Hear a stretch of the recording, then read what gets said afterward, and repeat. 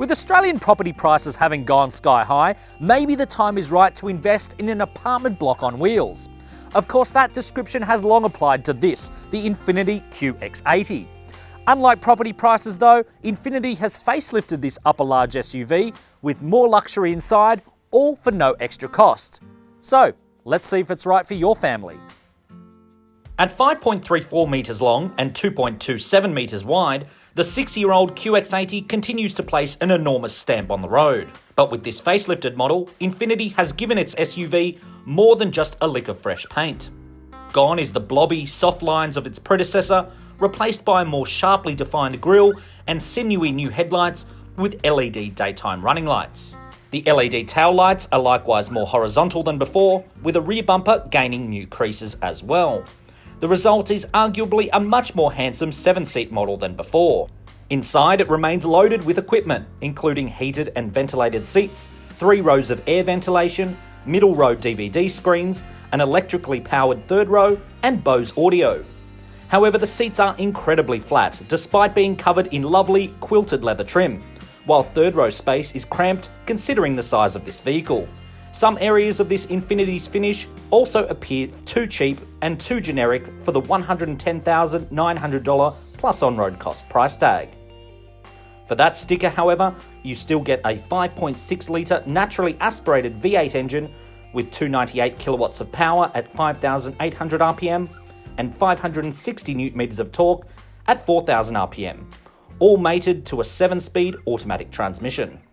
And indeed it is that V8 engine that stands out first when you hit the road. I mean, put your foot down and it's ultra crisp, smooth and sweet spinning, even in a 2-ton plus SUV like this one.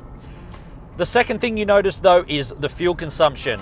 Even cruising here at 100 kilometers per hour, it's using about 15 litres per 100 kilometers.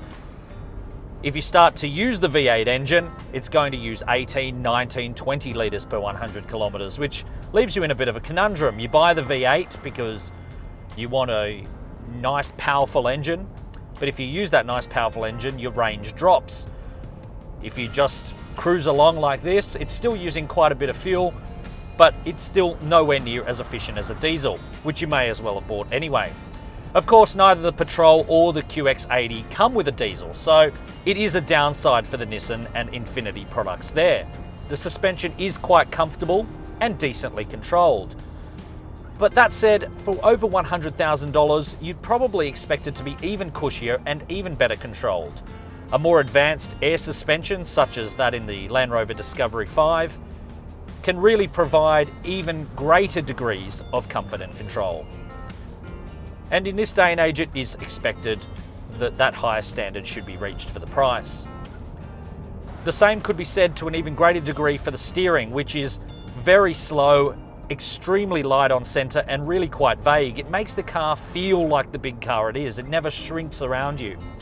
That being said though, it does come with an all-wheel drive system that offers low-range gearing and also hill descent control, and a quick off-road course proved that they work very well indeed.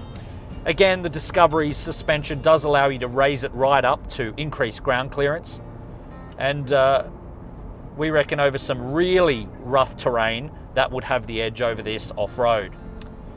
Even so though, it is a huge car and it does tackle really big inclines very well. So then, if you're buying your SUV per square metre, the Infiniti QX80 still excels at that. It's actually quite likeable too, with big power, big performance and huge off-road capability. For more than $100,000 though, we do expect more than simple virtues. And if the next generation model can offer more packaging smarts and greater ride comfort and control, it could be hot property.